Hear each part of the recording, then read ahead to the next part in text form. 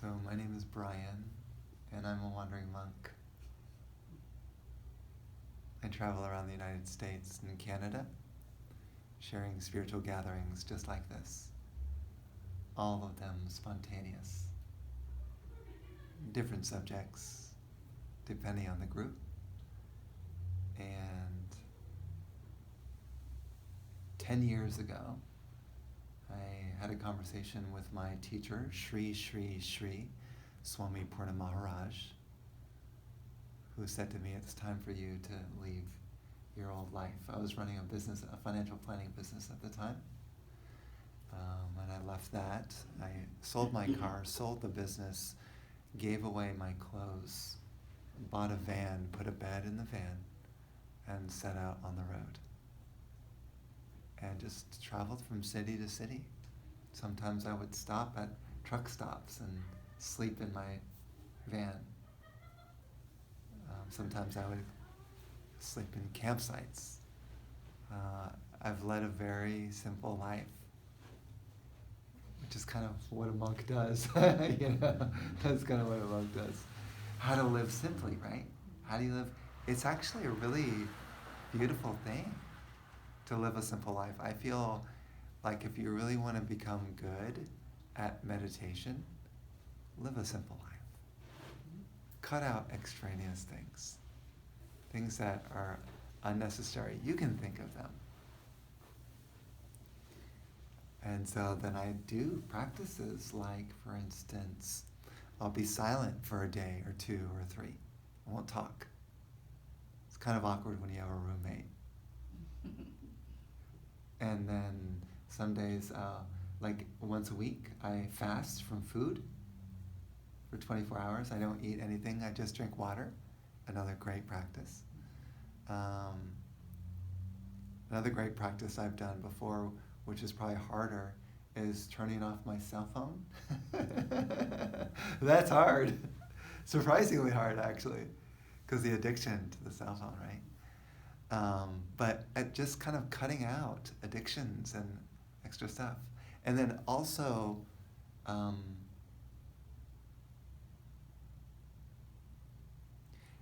fasting is such a big word, right? Like, when you go home, do you relax and sit in front of the TV and just watch shows? Or do you go home and, do spiritual practices, meditations? Like, that would be the difference between a normal householder and a monk.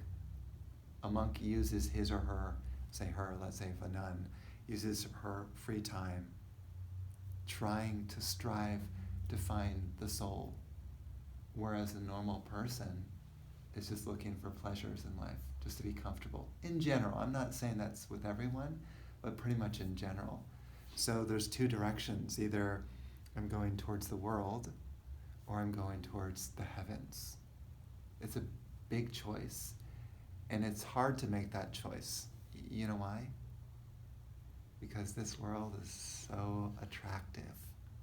So many lovely things to do, so many sweets. I used to eat Krispy Kreme donuts. My favorite. And then when I really got into spirituality, I quit that. I used to eat animals. But then as my heart opened, I started to feel actual compassion for animals. Like that animals were like us, they have feelings, they don't want to die. So then I stopped eating meat. Like, it sounds simple, but not everyone does that. It sounds simple, but we so easily, I'll give you a good example. Do you know how they capture a monkey in India? With a banana? One time I was walking down the street in Rishikesh in northern India, and I had, I don't know, like a baked good in my hand or a banana, maybe it was a banana. Suddenly, this huge monkey jumps, lands on my hand, tears the banana away from my hand, and just leaps away. And I looked at my hand and I said, oh my God, what just happened? I hardly blinked and he was gone. the monkeys also will steal your glasses, and then they'll go up to a roof and they'll wait for you to come, and then they'll bargain with you. And they'll say, if you give me some nuts, throw me a bag of nuts, I'll drop your glasses and I'll give them back to you. So of course the tourists learned that, and they would buy a bag of nuts. They would go up to the monkey, throw the bag up, and then he would drop the glasses, and you get them back. So they're smart. They know what they're doing. Oh my gosh. So the way they capture a monkey is they use a kind of like a vase like this with a really thin opening, and then they fill it with chickpeas, and then the monkey smells the chickpeas, and then he takes his hand and he's grabbing it, and he's trying to grab he's got a fistful and he's pulling it out, and suddenly he's like, oh no, and and the vase is tied to a tree. So he's pulling as hard as he can, but he can't get his hand out. And you know why? Because his fist is bigger than And he won't let go. and he won't let go. He can't let go of the chickpeas because he's got to have them. We are like that monkey. In these human bodies, we are like that monkey, where we're after all the treats. That's why it's so hard to follow the spiritual path. I'm not saying that hard in the sense of you shouldn't do it. I'm just kind of outlining to you the sort of the basic, I don't want to say trap, but the sort of basic trick that, if you want to say, God plays with us. He gives all the treats, he or she gives all the treats and says, okay, you want it? Do you know the story of Adam and Eve in the Bible? You know the story? Similar. So, Eve goes, ooh, wow, look at that, the fruit of knowledge. Looks so tempting. God told us not to eat it, but man, it looks juicy. So she eats of it and gains the knowledge of good and evil, right? And once your mind goes into duality of this is good and this is bad, you have separated yourself from God and you fall from the Garden of Eden, right? And you're blinded by that good and bad, good and evil, right? And then from then on, we inherit, Adam and Eve's tradition of living in a mind that sees duality, separate from God. That's the story of Adam and Eve. Did you ever think of it that way? Yes, like that, but. Not like that, but I know everything has a flip side. So, Yeah. Good, evil, wrong, right. Yeah. Yeah. Yeah. Which is the interpretation of mind. Right. And mind binds us to this birth, death cycle. So we continue on. After this body dies, you'll take on another one. And you'll go on. And you don't have to. I'm not saying you should believe in birth and death and reincarnation. I'm not saying, but I'm suggesting, let's say, that because of all the attachments to the world that causes birth again and again and again, and each one of you, and including me, has had hundreds of thousands of lifetimes because we're caught in this cycle. And so if we've been in this for hundreds of thousands of lifetimes, it's pretty tough to break through the trickery of this universe that's kind of bound us into form. So the purpose of being in a gathering like this is to unbind you from that, to unbind you, to free you. That is called liberation, or in Sanskrit, you could call it nirvana, or you could call it moksha. Those are some of the words for liberation, freedom. You're free. And once you free yourself of the binding of your own mind, you're free of suffering. No more suffering. Everything is blissful, everything is lovely, everything is perfect as it is. And that's when you are in that state of Purna. Remember we said Purnam Saranam. Purnam means perfection consciousness. Everything is perfect as it is. Not that you wouldn't fight for causes and things like that, but your mind isn't resisting life anymore. It's seeing the perfection everywhere and still participating in life. So you have a free mind. And so there are some beings that come down onto earth and they're free already. Do you know what they call those beings? Avatars, sages, saints, beings that are already free. So he's like, what's the point of coming down onto earth if you're already free? You've already learned all your lessons. What's the point? There's only one point those saints come down onto earth, and that is to reach out a helping hand to help you break out of your mind's conditioning so you can be free. Right? That's it. Right. That's it. I mean, it sounds simple. And I wish that everyone knew this, because if everyone knew it, everyone would be here discussing this, pursuing this, right? It's not just discussing what the situation that we're in, but it's also, well, then what tools can we use to unbind ourselves? That would be the obvious question. In a satsang, it creates a cocoon of energy. And when you tune into the energy, it transforms your mind. Mystical. You can't understand. I don't get it. But I've been initiated into that mystical tradition. And so I share it.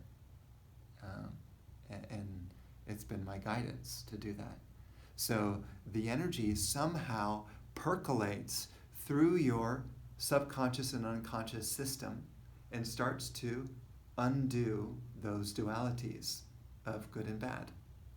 So bit by bit, your mind unwinds itself and begins to relax. And then you start to more and more see, oh, there is no good and bad, and you're always even keel. You don't react, you don't get upset with people, because you don't look at them as bad, or for that matter, good. It just is. Powerful. Have you ever met a person in that state who is in equilibrium like that all the time? It's extraordinary. That's what it's like to be in the presence of like Swami Purna.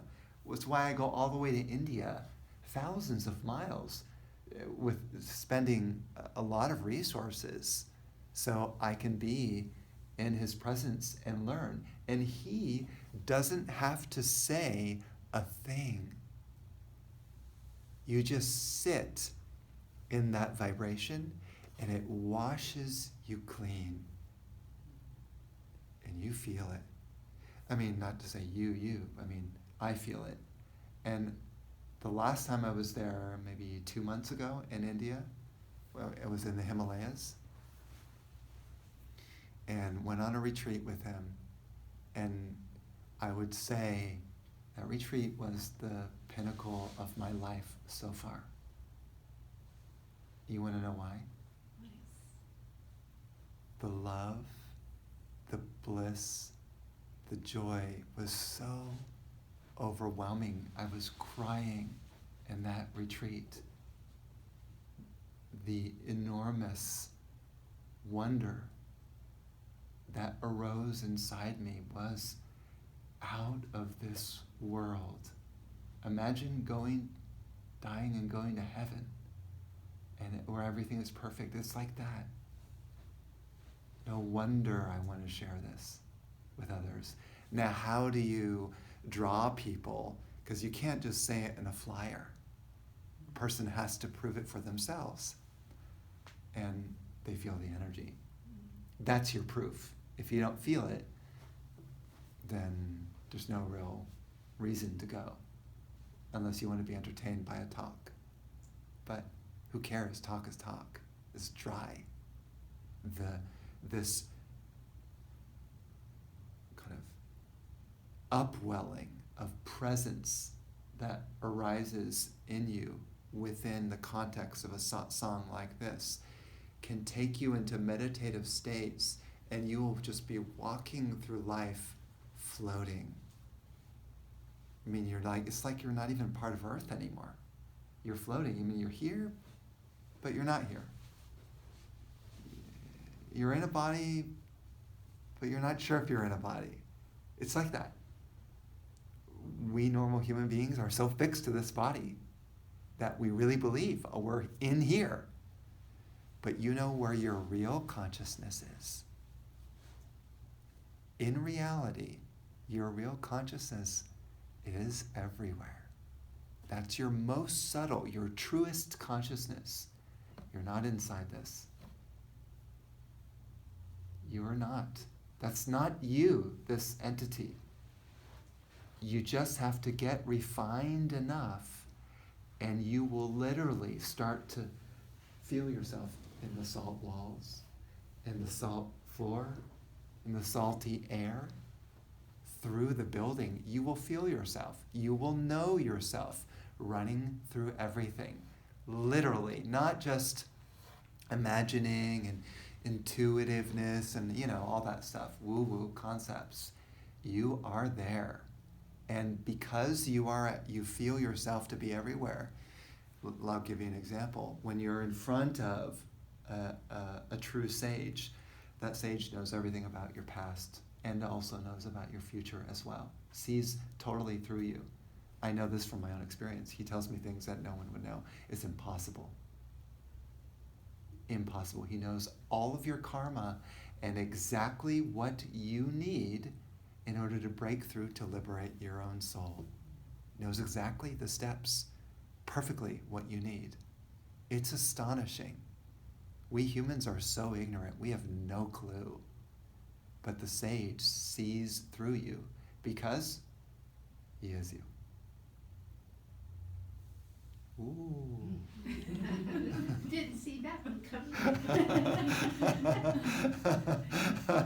So, one of my favorite ways to create the presence, the energy, is through mantra. I love it so much. It's just an easy way to create really, we'll call it transcendental energy. So, I'll leave it to you. Is there a particular kind of quality that you'd like to develop in your life right now? And we'll chant a mantra according to what you like. Anything specific like peace or love or joy or spaciousness. I don't know, something, meditativeness, quietness. Understanding. Understanding. Kind of like wisdom. No. I was gonna say that one. Yeah. Well, understanding why people do what they do. Yes. You know, does that make sense? Yes. Okay. It's a tough one. So there's two ways to approach that. One is when you have a compassionate heart, you don't really need to understand people mentally in order to forgive them. You don't even need to understand them. Whatever they did, why they did it to you, doesn't matter at all. Yeah, your heart's just so open, you forgive them immediately. Now, a good example of that would be Jesus. Mm-hmm. It's like he taught that. Now, most people, they have to kind of figure out in their mind why to forgive a person. Well, they didn't really understand what they were doing. They were ignorant. They were upset. They were sick. Whatever. You have all these sort of reasons why that person might have acted that way. And that's the one I'm looking for. Yeah, understanding. Yeah. So that actually is more of a wisdom. That because if you're figuring it out with your mind, it's not actually the truth.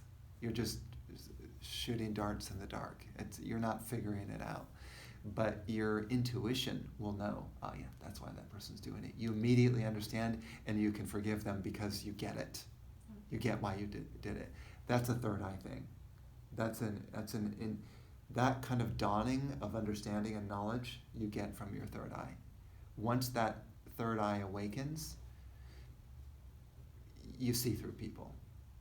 You get it. You know why they act the way they do, and you understand. You have the knowledge, the wisdom. That is third eye. Like I said, compassion is whole different thing. So, in fact, let's work on both things, since I mentioned both.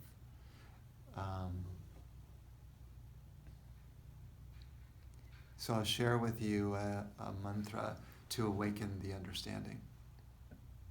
It's a very simple mantra, and it is Soham. Soham. Do you remember what that means? Soham. So means that. Hum means I am. I am that. It is very particular for awakening the understanding of the third eye, the knowing. You just know. Your mind's not figuring it out. You know. You don't have to ask them. You don't have to mull about it. You just know. So you chant Soham, Soham, Soham, Soham. And this is what I do. Do I have my... Maybe I don't have my mala. But I have a mala, a rosary, and I just chant Soham, Soham. It has 108 beats, and I chant it. Soham, Soham. Now I would say a good way for you to learn it is through doing breath and chanting Soham. So here's what you do. You breathe out so, and you breathe in hum. So in and out through the nose, and you think so as you're breathing out through the nose, and then you think hum when you're breathing in through the nose. Does that make sense? Each time you say it, you're planting seeds of understanding here. If you do it enough, you'll have a dawning. You won't even think it's, you'll just start to know, and you won't even question, oh yeah, I know exactly why that person's doing that. You don't have to ask them. And it's powerful. That's the third eye. So breathe out and breathe in. Think so.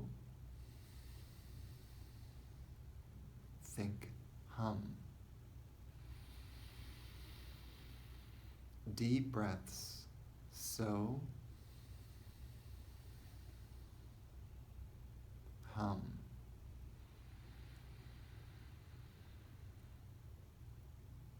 So.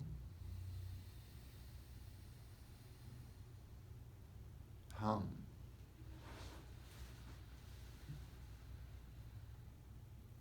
So.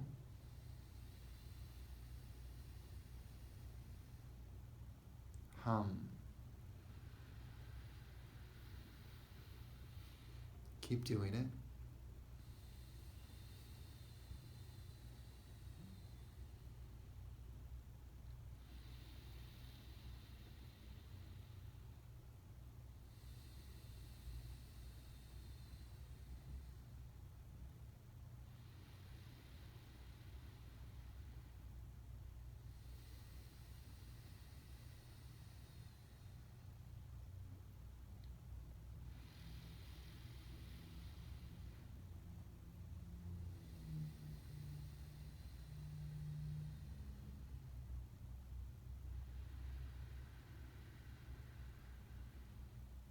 Breathing out, so.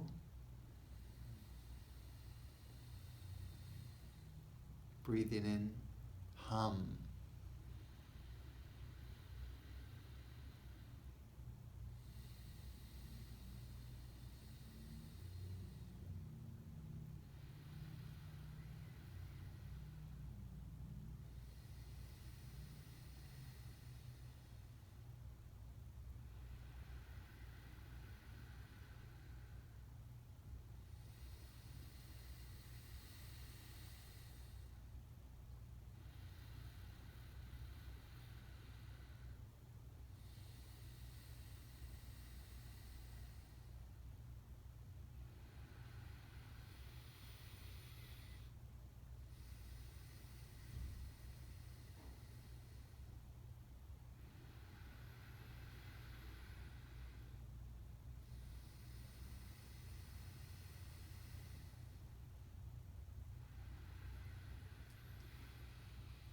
Three more breaths.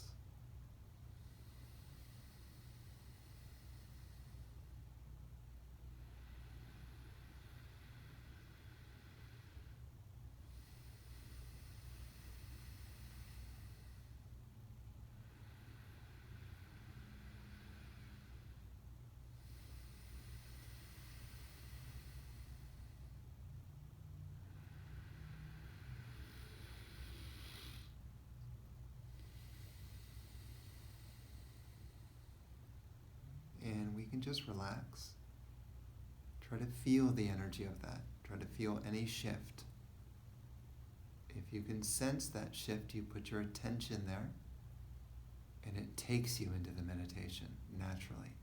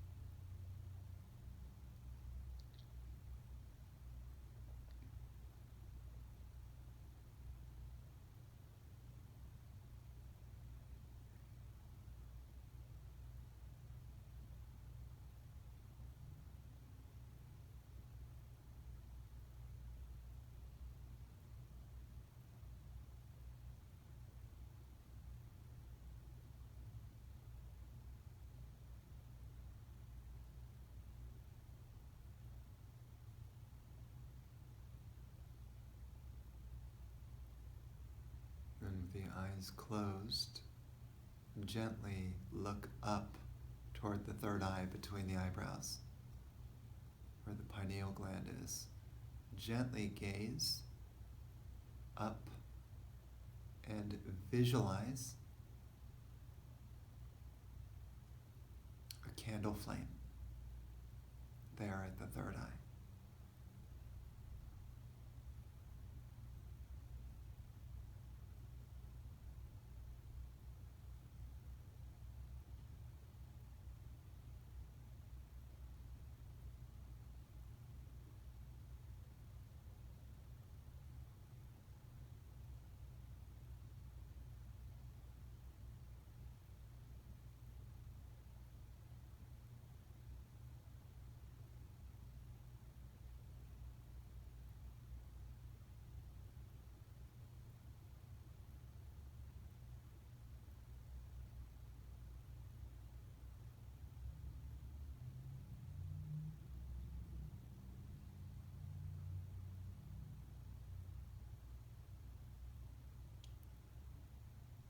And we relax the eyes, let go of the vision, and set our intention to awaken this third eye, all the powers of the third eye, including understanding.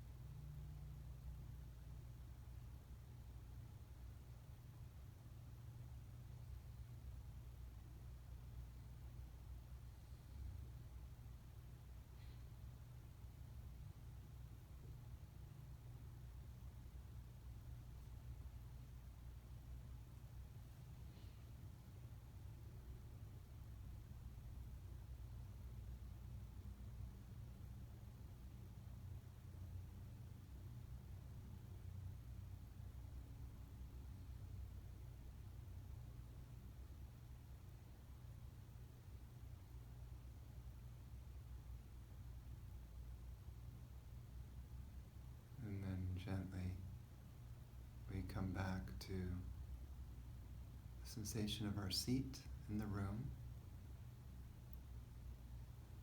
and we can open our eyes.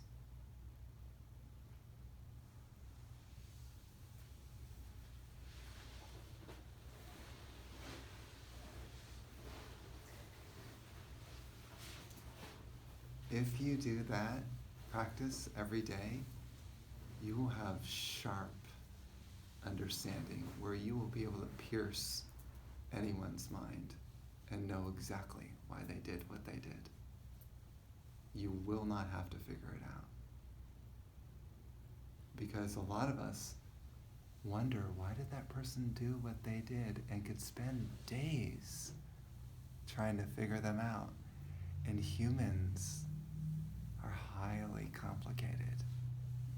We have so many issues, so many motives, different ways of thinking, and a lot of times we are puzzled why people act the way they do. And no matter how hard we think, we won't be able to figure it out. So it might be just, to make us feel better, oh, they didn't really understand what they were doing. That's how they were conditioned. So the second thing is compassion. Your heart is so open, you love everyone, no matter if they're mean or they're nice. Love thine enemy, so to speak. Thy friend. That's another way to approach this subject, which I like to do it this way. You can activate your heart. When this energy center opens, love awakens. It flows from you naturally. It's easy to love. When this is closed, you're grumpy with people a lot. You don't have much sympathy for people. You don't give people much leeway. In your mind, you have more you're criticizing people and judging people rather than letting them be what they are. You realize that everyone has their quirks and their faults. Everyone does. Maybe different ones are emphasized. Everyone does. So we complain so much about other people's faults when we have our own quirks and oddities too. They may not be the same. Nobody's perfect. Yeah, so you really got to remember that if you want to open your heart, to give people a little bit leeway, a little bit softness towards them. Not be too harsh with people's quirks. I call them quirks. Weird things. They just do weird and say weird things. You're like, what? Where did that come from? Or things, or even like if you have insecurity, like, did I do something wrong? Like that kind of thing. If you have insecurity, then you may feel like bad or guilty, like maybe you've done something wrong when maybe you haven't. Maybe they just get upset easily. So it's another thing, is being affected by other people's judgments and moods. That's a big trap, because then they have power over your feelings. And you can end up feeling bad just because they feel bad, when that's their thing, not yours. So this compassion. In Sanskrit, the word for compassion is karuna. Karuna. Karuna. Karuna. So you could just chant to your heart. When I say energy center, I mean an invisible energy center that has incredible powers in it, that if you awaken, if you clear this center, all these powers come to the surface. But they're latent in human beings. They haven't awoken those powers. So people are missing like 99% of their superpowers because these centers are not open. They haven't worked on them. They just go around doing their work, 9 to 5. They go home, eat, watch some TV, and go to bed. But no one works on these centers. So they end up losing, it's like forgetting all your powers. So here, I'll say, when you come to a gathering like this, we're here to gain back our superpowers. One of the superpowers is being able to love people, whether they're so-called bad or good. That's a superpower. That's amazing, right? And kind of rare. So you could just place your hand on your heart, and let's do this, and we'll chant to the heart, Om Hridayam Hridayam The word hridayam is just another name for the heart structure, the subtle center here. Om hridayam, hridayam. Okay, so we'll try that maybe just for like a minute or so, and then you can see the effects. What this is really magical, you know. So try it. Om hridayam, hridayam. Om hridayam, hridayam. Om hridayam, hridayam. Om hridayam, hridayam. Om hridayam, hridayam. Om hridayam, hridayam. Om hridayam, hridayam. Om hridayam, hridayam. Om hridayam, hridayam. Om hridayam, hridayam. Om hridayam, hridayam. Om hridayam, hridayam. Om hridayam, hridayam. Om hridayam, hridayam. Om hridayam, hridayam. Om hridayam, hridayam. Om hridayam, hridayam. Then relax the hand. Try to feel the energy of the heart now. Sense any change, any kind of energetic movement, and put your attention there.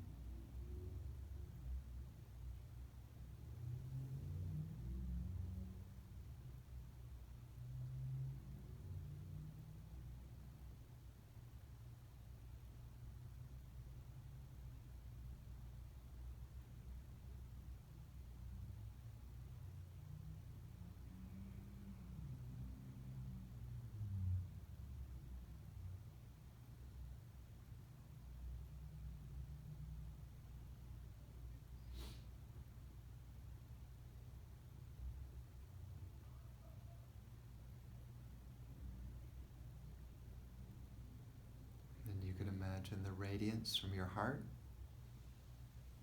that light expanding through your body and through the room,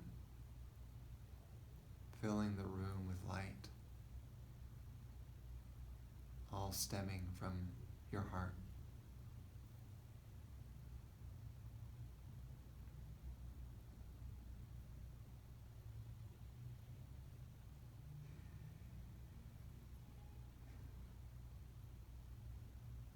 You could imagine it's pink light.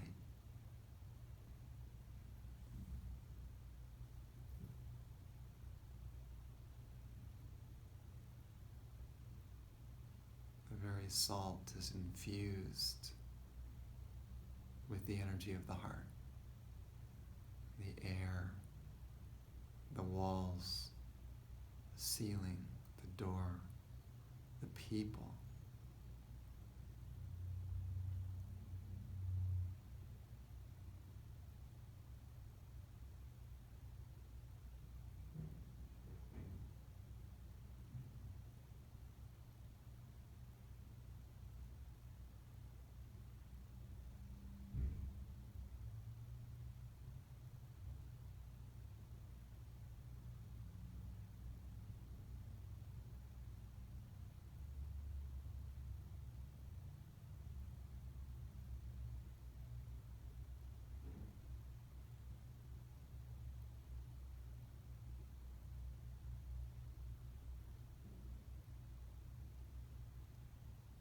just letting go of the vision.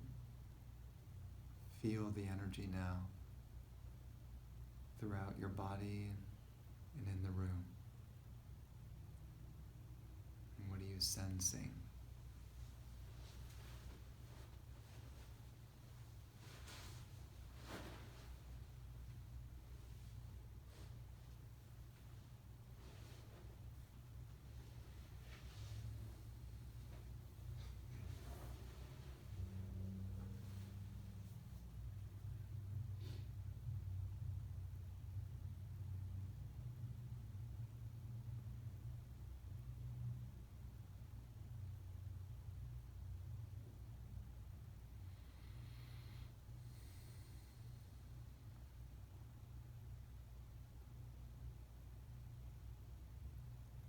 And that is how you can awaken your inner compassion within the heart space, and also how you can change the vibration of the room that you're working in.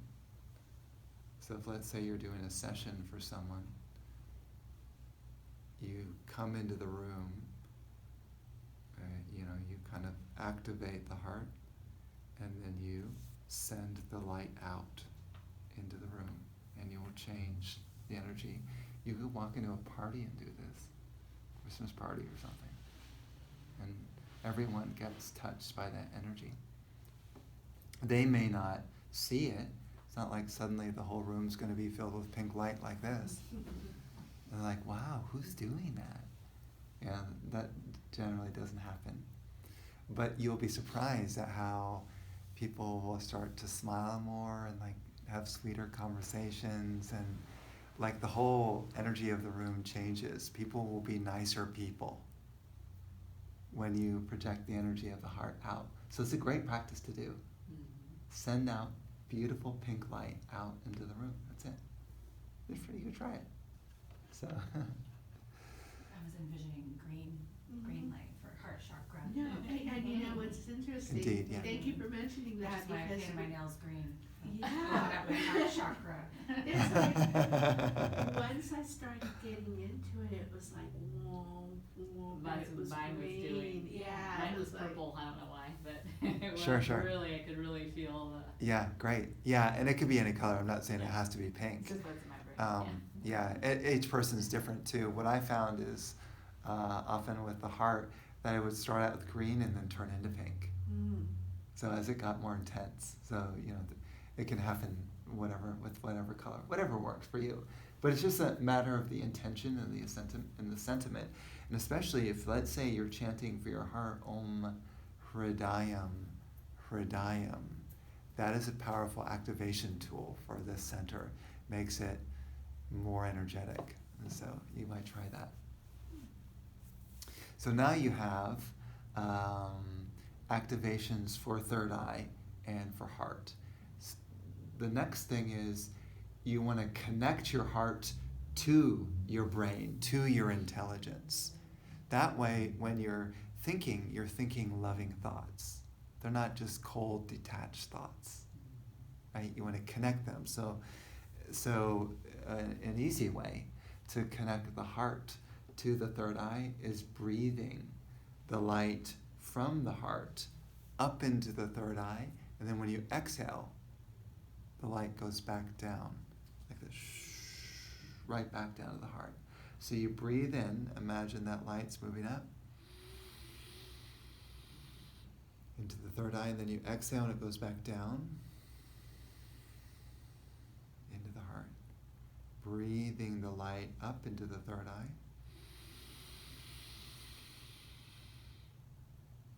And then down into the heart. Keep visualizing this and keep breathing.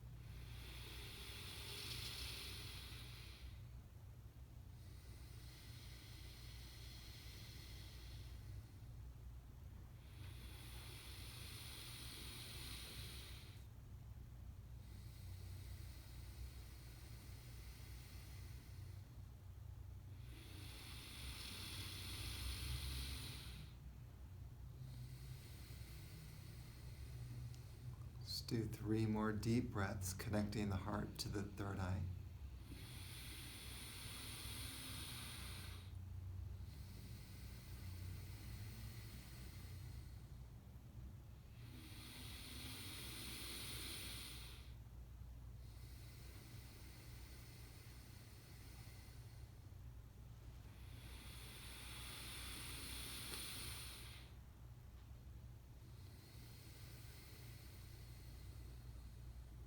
And then we can just relax and notice any change.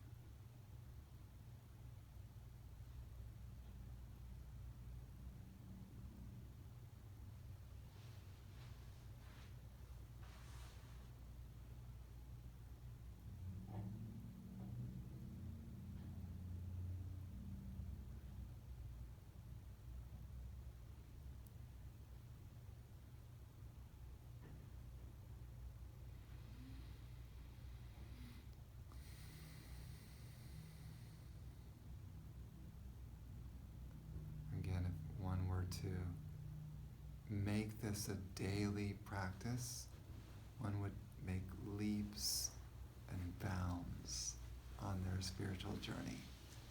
So quick, so easy, and so powerful. The only hard thing would be kind of making it into a discipline.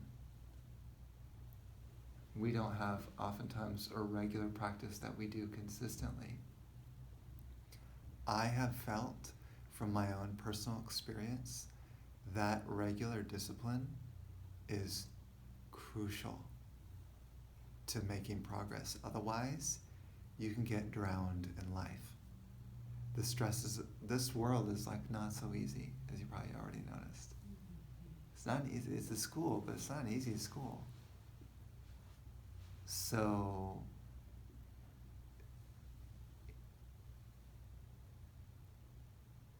just these 2 practices alone could make things easier. Make your life more relaxing, more peaceful, more loving, more joyous. And if, let's say you did it once in the morning and once in the evening every day, you could find yourself making regular progress. So I'm a big proponent of what's called sadhana. In Sanskrit, it means regular spiritual practice. My observation is, too, in terms of spiritual seekers who are seeking after, true feeling of oneness, those people who have a strong disciplined practice and are really excited to do their practice, I can't believe how quickly they awaken things within them and how they become a different person. The biggest obstacle would be laziness. I'm too tired, I'm too heavy. One of the reasons why I don't eat heavy foods is because it makes me lazy. I don't want to do any practices after eating Krispy Kreme. I really want to just turn on the TV and watch a program, right? And that makes me even lazier when I turn on a TV program. It literally does. You can feel my energy just go, it feels low, right? After doing one of these practices, I feel so fantastic. I want to go outside and jump in the parking lot. Like, that's how much energy I have. So, I mean, this has affected me a lot. I'm a totally different person than I was 10 years ago.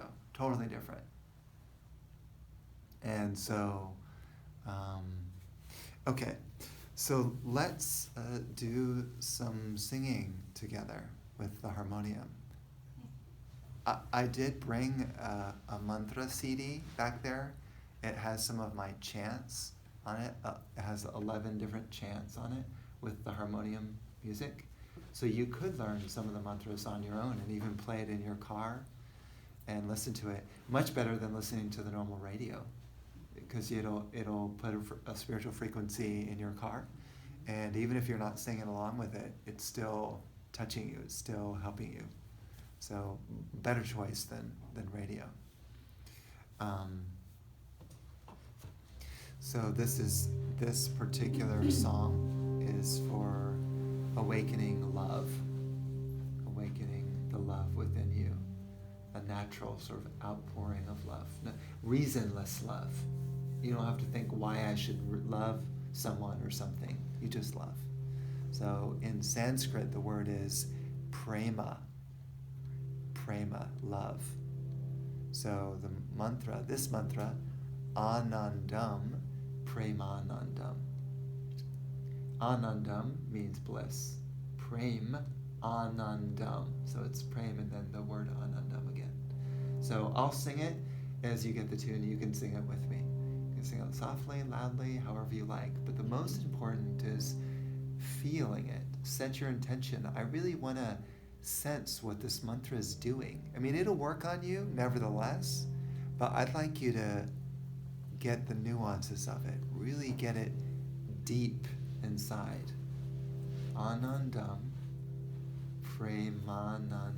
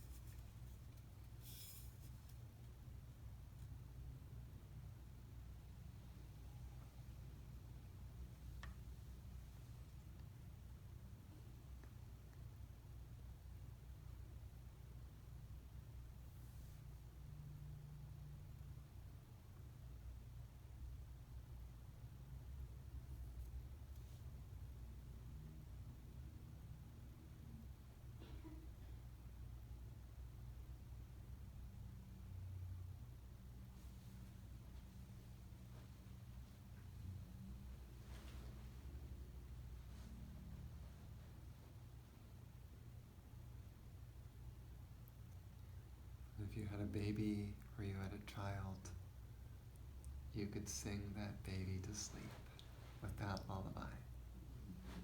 It would be perfect. They would have such sweet dreams. And that baby would turn out to be a loving adult when they grew up. Instead of the normal lullabies that people sing, sing something that's charged. Even if, let's say, you were doing Reiki for someone and you wanted to sing them a song, you could sing that song to them. And then they would be touched by the sound of the mantra.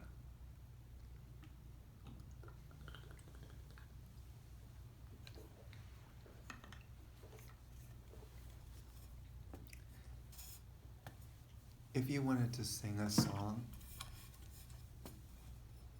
for awakening your understanding, your intelligence, your knowledge, it's a good idea to invoke Shiva. Shiva. He's the one who sits in meditation constantly. He's got a snake wrapped around his neck, and there's the Ganges River coming out of the top of his head. He's a strange one. His third eye is opening. You can see in the pictures, if you look closely, usually you'll see the third eye opening. So many Shiva mantras, but there's a simple one. Soham, Soham, Shivoham, Soham. Soham, Soham, Shivoham, Soham. Do you remember what Soham means? I am that, right? That with a capital T. That means kind of like saying, I am pure consciousness. I'm not material matter. This thing is not what I am. I am pure consciousness. I have no form. And then Shivoham, do you know what that means? I am Shiva. I am Shiva. Shivoham, Shivoham, Shivoham. So these gods in different traditions, let's say in the Vedic or the Indian tradition, Shiva, you say, I am Shiva. If Shiva is infinite, then you're Shiva too. It's not some god on the top of a mountain looking down at you and go, ha ha ha ha, they're having so many issues. I'm here in bliss. Like, it's not like that. You are Shiva. Have you awoken your Shiva, is the question.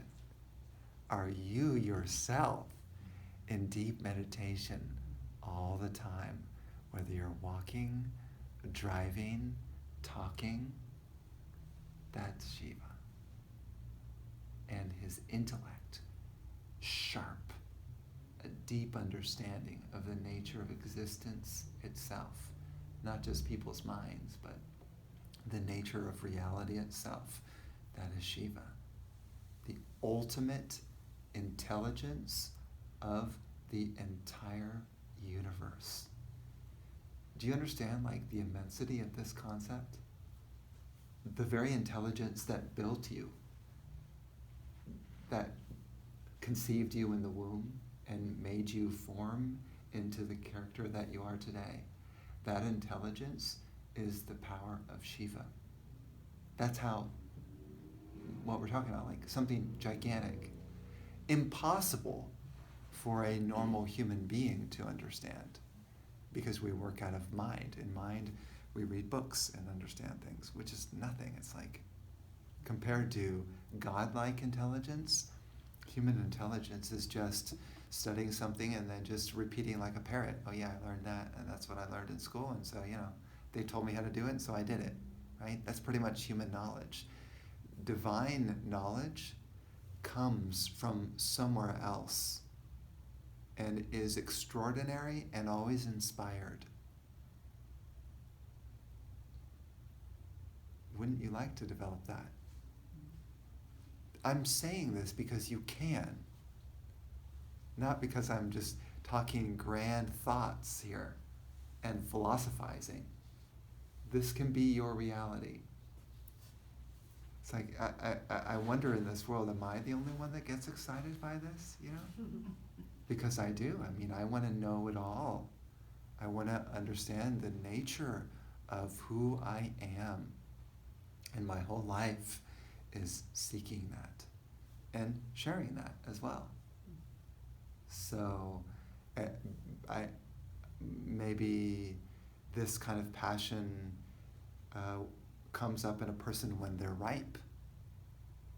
Suddenly it dawns on them, oh yeah, I want to find out who I am. And then they really start taking this seriously. Then when they go home, they're not watching TV and eating donuts. Then they're going home and they're really listening to deep spiritual,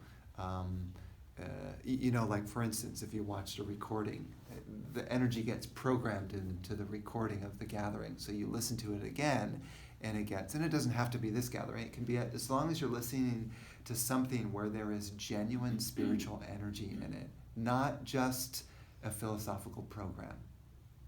That's not enough. Neither is it enough just to do a meditation that's relaxing. I don't want to just be relaxed. I want to find out the nature of existence. It's way deeper than being relaxed. I can sit down and I used to watch as a kid this show called Dukes of Hazzard. You ever watch that show?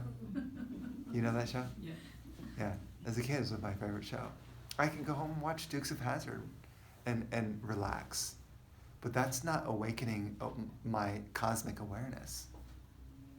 If you want to know yourself as the cosmic being, associate with a being who knows himself to be the cosmos. Did you just hear that? Associate with the one who knows himself to be the cosmos, who is that which you seek.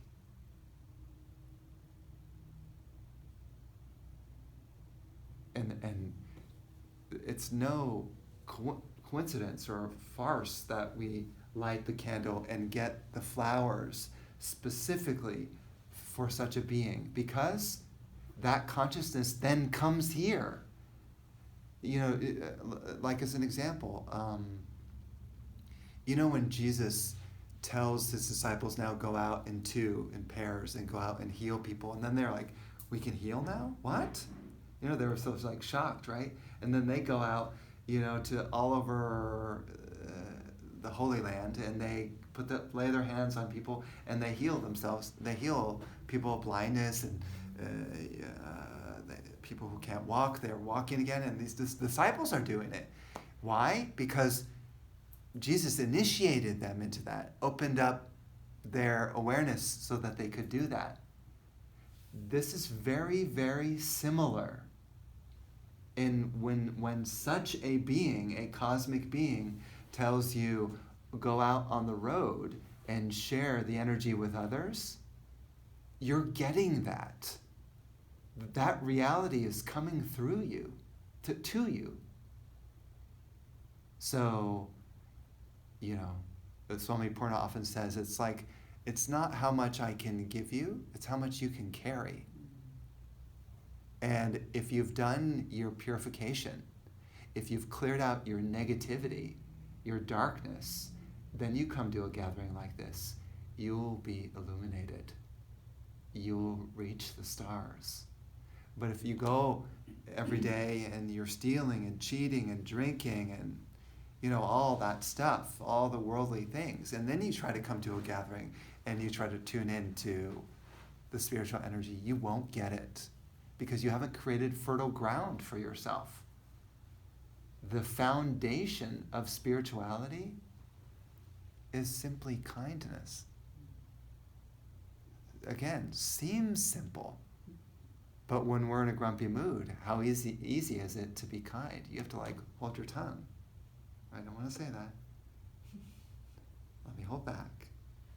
Okay, let me defer, and I'll wait, and then work on myself to let go of this reactivity, and then come back and talk to them. It takes work to be kind. People don't seem to be naturally kind, so we have to try.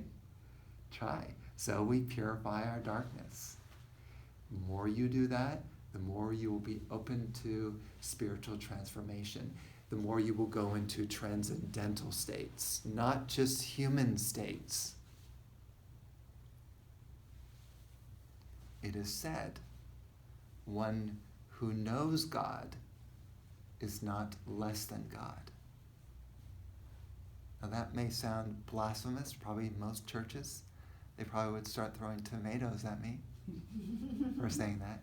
But a great sage long ago in the Middle East, I don't remember his name, but he said in his society, a couple thousand years ago, he said that statement, one who knows the one is not less than the one.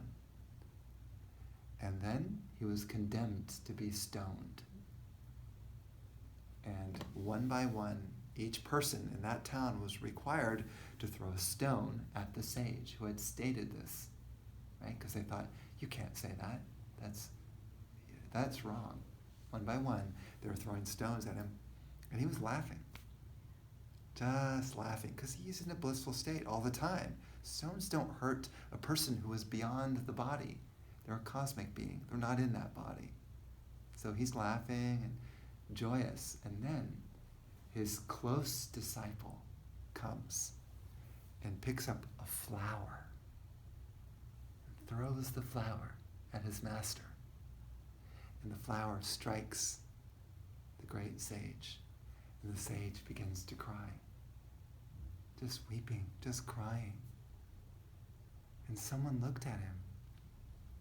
It went up to him and said, why are you crying now? All these stones were cast at you, striking your body, bruising and bleeding. And yet when the flower strikes you, you cry. Why? And he says, all these people who are throwing stones, they're ignorant of the truth. They know not what they do. They're ignorant. They don't understand what real truth is. But this man, he's my disciple. He knows what I am. And still, out of fear, he felt obligated to throw the flower. That's why he was crying.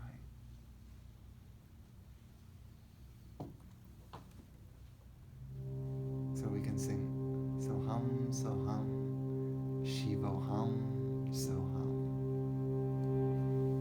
Soham, Soham, Shivoham, Soham. Soham, Soham, Shivoham, Soham. Soham, Soham, Shivoham, Soham. Soham, Soham, Shivoham, Soham. Soham, Soham,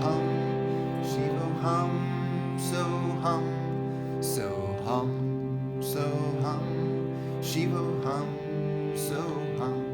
Soham, Soham, Shivoham, Soham. Soham, Soham, Shivoham, Soham. Soham, Soham, Shivoham, Soham. Soham, Soham, Shivoham, Soham. Soham, Soham, Shivoham, Soham. Hum, Soham, Shivoham, Soham. Soham, Soham, Shivoham, Soham. Soham, Soham, Shivoham, Soham. Soham, Soham, Shivoham, Soham. Soham, Soham, Shivoham, Soham. Soham, Soham, Shivoham, Soham. Soham, Soham, Shivoham, Soham. Soham, Soham, Shivoham, Soham. Soham, Soham, Shivoham, Soham.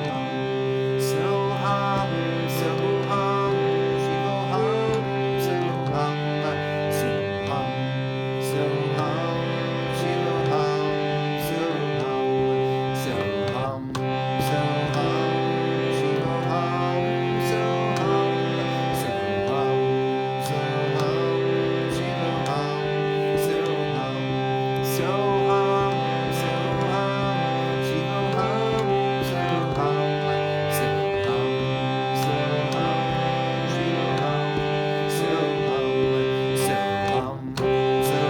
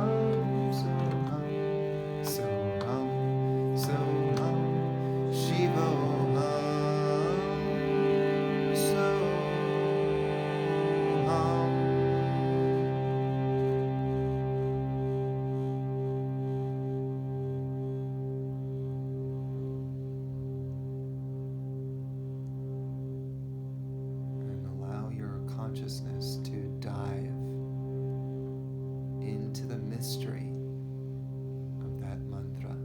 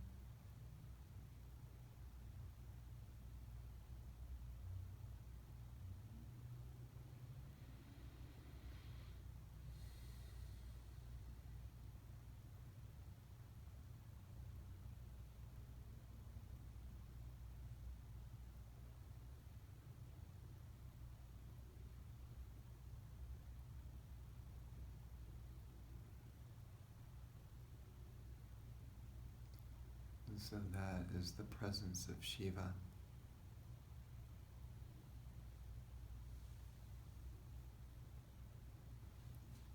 So I'd like to ask you now, if you're willing, you could share why you came to this gathering. What actually inspired you? What was the reason? If you want to start. Well, I was invited by my daughter, and I didn't even really know what it was. So whenever I get invited to something like this, I know there's a reason. So that's why I came. Okay, I like that. And it's very good. I like that. I like that. And then you? She has an office next door, and I came over earlier. Or it was actually, I was working in a gym class, and I saw your name over here, and I came and asked about it, and you said you're friends, you too. And I just really wanted to come, and it said meditation in it, and I didn't really know what else to expect, and I love this space, and my last experience here was really wonderful, so I came, and you're in my favorite color.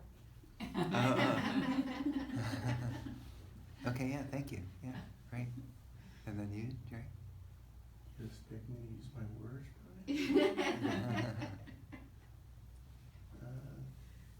just the environment that the space creates is amazing. And you being here is amazing. That's why I come. Great. Yeah, thank you. And then you? We would never miss you. Oh. I mean, that's why whenever when you leave, I'm like, when are you coming back? Oh, yeah. Can we set something up? Yeah, we believe in what you teach. And that's why not only do we come, but we actually put this together for you. So. Yeah, thank you. And I'm grateful for that too. It's really sweet. Ever since the very first time at Kristen's house, I was like, wow. Yeah, you brought this wonderful energy to our life, and yeah. And just to add on that, it's also because you are sensitive. It really makes a gigantic difference in terms of enthusiasm. As I said, people don't come here just for a dry talk. They feel something profound. Then that's why they come back. That's why they want to go through the effort of setting up a gathering like this in the first place. So it takes a kind of unique person to sense the energy and say, okay, I get. He's not teaching words. He's just sharing presence. We feel it. So, yeah, well, good. So, and then you? Hello. Hi.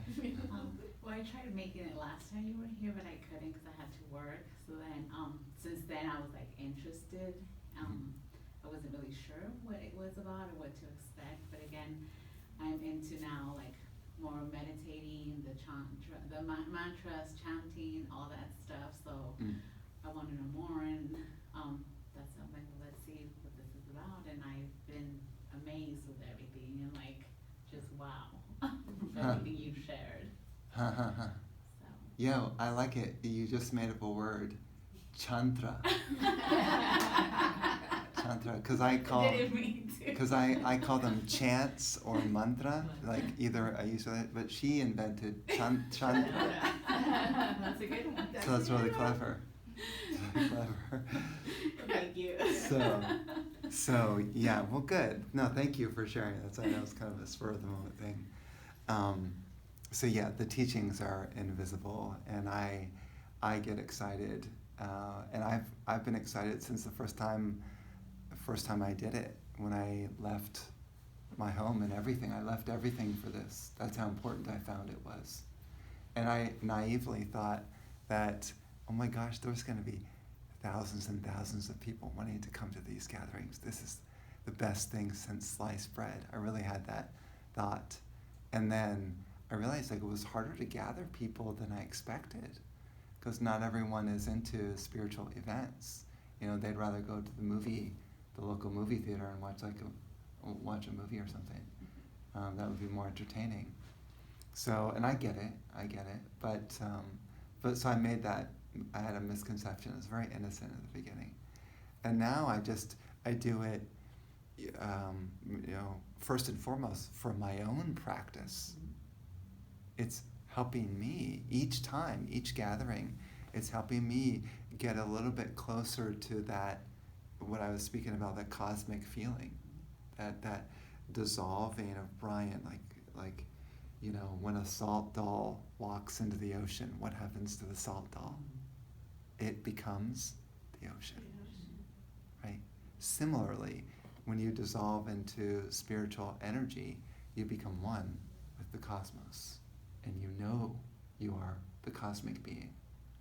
Do you know Paramahansa Yogananda? Anyone heard of him? Paramahansa Yogananda? Self-realization temple. There's one in Malibu. You've been to that one. I recommend going there if you haven't gone. I lived right down the street from the one in Encinitas and Swami's. Yep. Yep. So he talks about cosmic consciousness in a beautiful way. So he's one who's experienced that. He's passed on since then, but a good example of he's promoting, look, find your cosmic being. Release yourself from the suffering of your mind. You can do it. You can do it. Spend some extra free time looking at this, really doing your meditations with a genuine interest, like you want to find out. The people who have the passion to find out, they will find. That phrase, seek and ye shall find, knock and the door will be opened. That's true. So how, this passion, excitement, and you both really have that. And it's like going into an energy playground. We're just, we can just feel the different nuances of the energies, and it just takes you in so many different directions. The beautiful thing about the path that I'm sharing is that it's whole. What I mean by whole, it includes things like Reiki and energy healing, body energy. It includes Buddhism, Christianity, the Muslim path, the Sikh path. It includes the energies from all the traditions. Nothing is left out. And that's unusual because normally when you get into, let's say, a Buddhist group, they're invoking Buddhist energy, which is a specific path, but it's not holistic. It's that path. When you get into Reiki, it's that path, Reiki, right? But this encompasses all of them. And I've been seeking that path for a long time, visiting saints and sages until I found this. And I said, this is what I've been looking for. And by the way, you want to hear an interesting thing? In my last lifetime, I was also with Swami Purna, searching for the truth in my last lifetime, intensely. Now, there was a point I got a little bit distracted in that lifetime, so I didn't fully complete the depths of the understanding of what wholeness is. And in this lifetime, it's the sort of finishing of that understanding. So, and that meant leaving everything behind. Because I was married. I did have a house. I did have a dog. I did have a business. I had everything, I was very comfortable. So I could have stayed in that and enjoyed that comfort bubble. This is not easy, just being a wanderer where you don't know where you're going to be tomorrow and where you're going, and if you're going to be sleeping on the side of the road or in someone's house or in a mansion or in a shack or on a beach. You never know. It's wild living that. There's a lot of, in a sense, insecurity around living that kind of life. But it's all worth it because of the magic that has unfolded. And you asked me, what can we expect? I said, magic. It's true. It's true. So we'll chant another mantra together.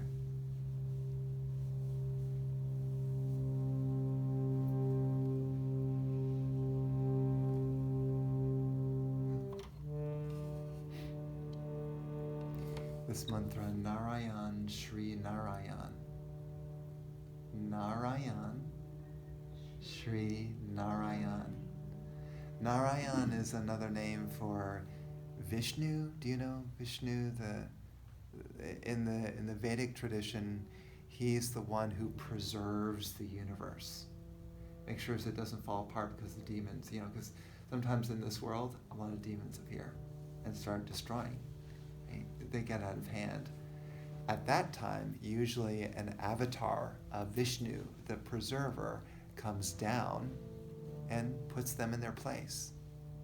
This has happened sometimes. For instance, it is said that Krishna was an avatar of Vishnu, and there was a huge war that Krishna was part of. This is 5,000 years ago in India.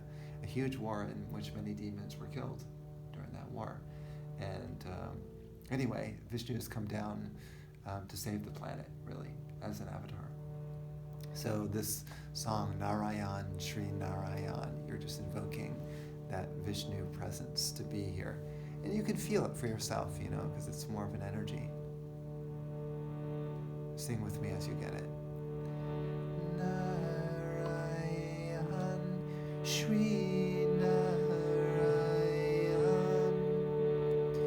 Narayan, Shri Narayan.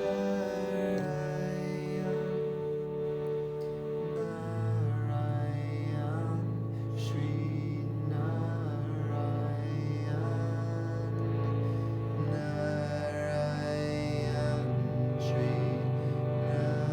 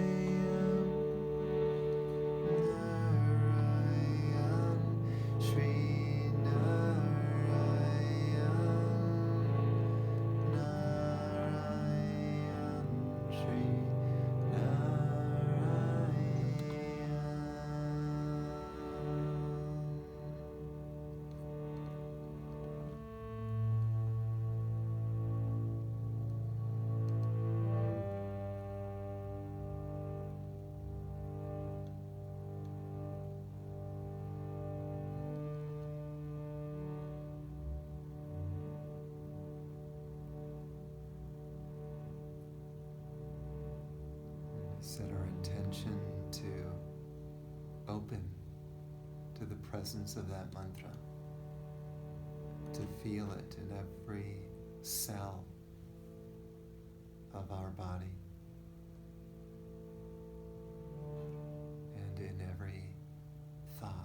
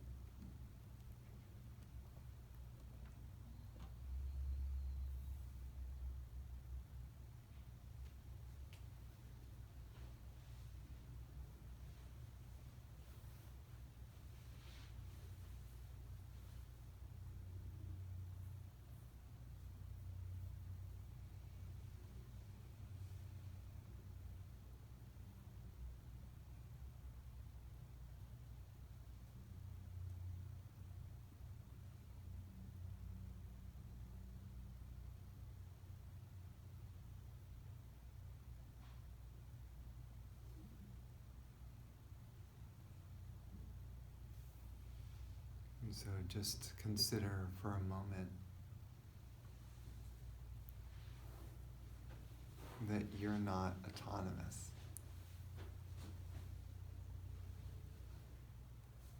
That you're not actually the one running this.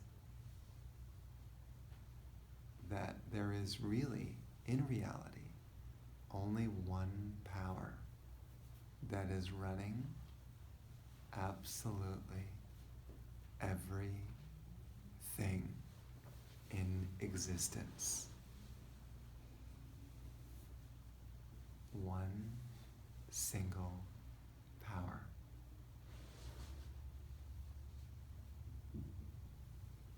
And yet somehow we feel we're separate from that.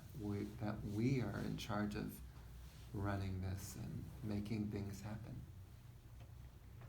And the moment we say we're in charge, we say, I'm the doer, then we're cut off from that power and we lose all those superpowers that I mentioned.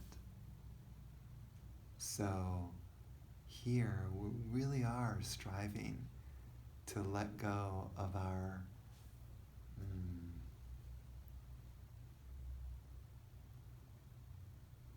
everything that we think we are, our whole personality that makes us who we are, we must surrender and, in a sense, if you want to call it this, dissolve, let go. And when that is all let go, then the cosmic power runs you completely, and you know that you are everywhere and everything. Until then, you'll walk around thinking you're separate from that. And it will be a hard life because you're in charge. You have to get things done. You have to figure out things. What a lot of effort. It's too much. It's exhausting. No wonder we would have to sleep 8 hours at night because we thought so much about how to figure out life. When you're run by the cosmic power and the cosmic intelligence, you don't get tired. You don't need to sleep. These enlightened beings, such as Swami Purna, they don't sleep. There's no need for sleep. They just simply go into samadhi. They go into meditation throughout the night. They don't sleep. There's no need. Because they don't think. It's a great responsibility for an enlightened being, because the moment that an enlightened being thinks, that thought comes into manifestation. So an enlightened being thinks about an apple. There's an apple right there. That's the power of a true enlightened being. So be careful what you think of. Immediate manifestation. So these illumined beings walk around with no thought in their mind whatsoever, simply going through life like a little leaf on a river, flowing down the river, letting the river take them. Just like that. Effortless. Effortless. Wouldn't it be nice to float through life like that? And again, you can. I speak about seemingly lofty concepts, but hey, if you're going to pursue something, why not pursue the highest? That's my philosophy. Why pursue something less than that? Go for the gold. Go for the gold. Go for the gold. That's my opinion. It's interesting. It kind of fits, in a way, it kind of fits my personality, because when I was a kid, I always wanted to be the best. If I place second place, I cry. And I'd go home to my parents and I would just be moping and place seconds. Like that kind of attitude. It would understandable that if I'm going to get into any kind of subject in life, I'm going to seek the subject that is the most profound. And the most profound is, we'll call it the science of spirituality. When you find your spirit, you are all-knowing. You are omniscient, omnipresent, omnipotent. You are ultimate. That is the final stage of human evolution. It is not technology. These scientists that think I'm so great because I created, nanobots or something, nanotechnology or whatever. This power I'm speaking of creates the very thoughts that make you tick to figure out what nanobots are. Tell me, what is that power? If you can find that out for me, then you have something. Then I will listen. I've gone to school enough. So many years of school. Okay, how many lifetimes of school, repeating the same thing over and over and over again? Material school is done. Now, let me find out what created this. And what is making these thoughts even come alive in the first place? That I want to find out. Right? It's a deep subject. And do you know any children's schools that children go to where they teach this kind of subject? And yet they should. That's why you sing the mantra Anandam Premanandam to the child, because it helps to awaken them. They're susceptible to energy too. They're open though, like a sponge. Adults are very closed down, very skeptical. They come to a gathering like this, they're already judging. He's wearing gold? What does that mean? Is that right? A monk? How lazy. Get a job. Whatever. Like all kinds of judgments that human minds have that assume, right? We automatically have a judgment when we first meet them. We assess them. Oh, they're full of light. Oh, they're dark. Oh, they're negative. Oh, they're positive. Like everything. The mind is full of nonsense. The enlightened being, there's no thought there. There's no you're this, you're that. There's no me, there's no you. None of that there.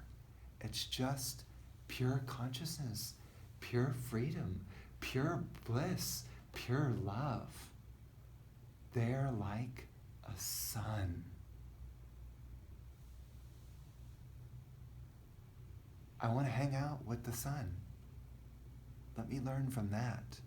Enlightened beings are like, they're shining love all the time. And no one gets more than another.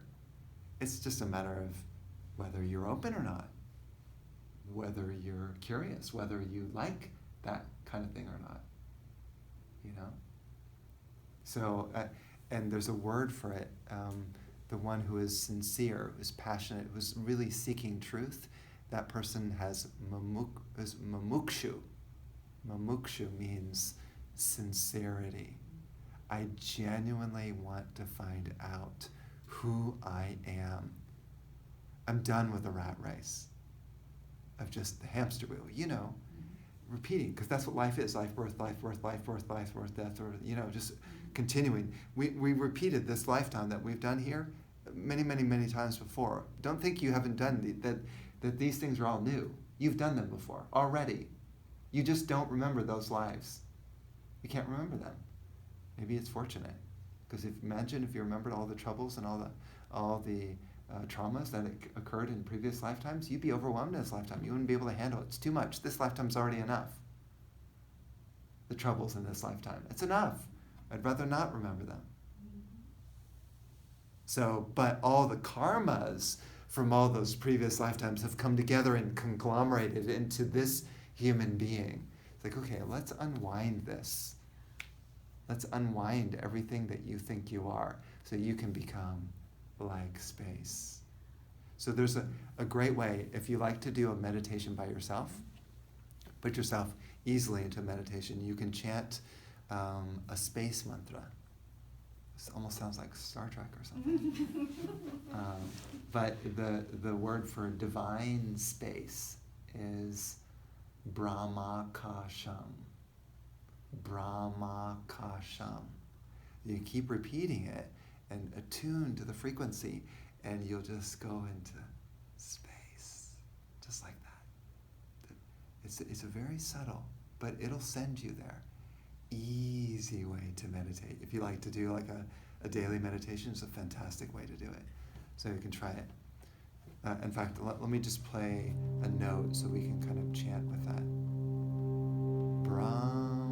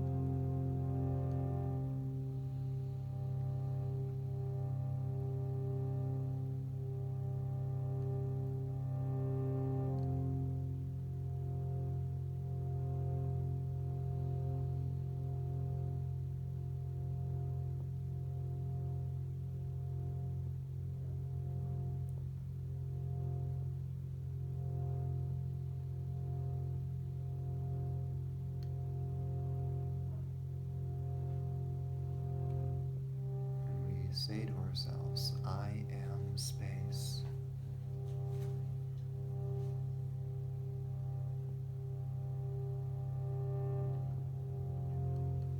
I am infinite.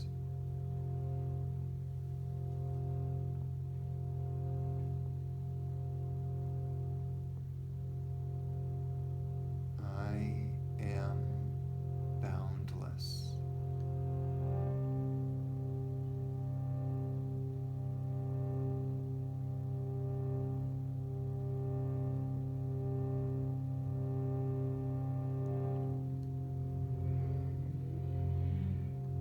I am pure consciousness.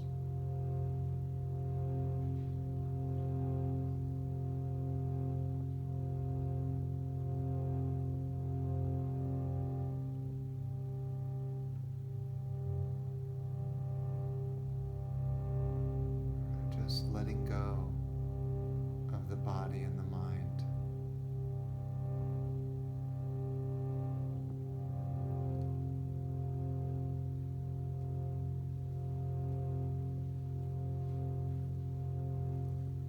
And tune into your infinite self beyond time and space.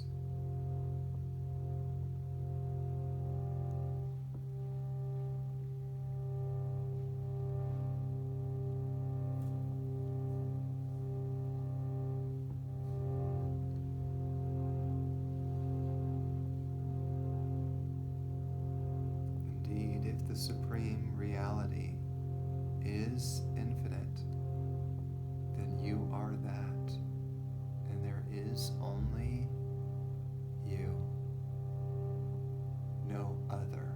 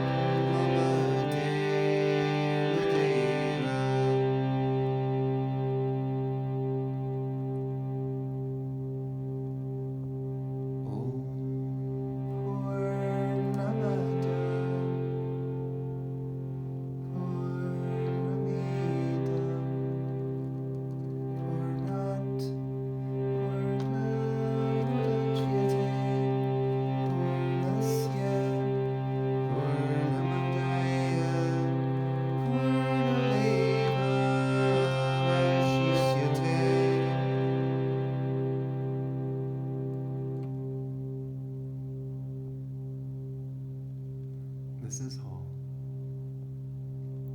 That is whole. From wholeness comes becomes the whole.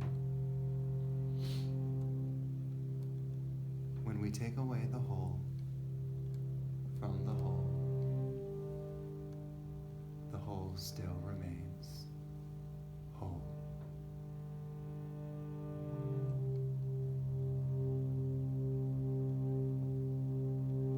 Placing our hands in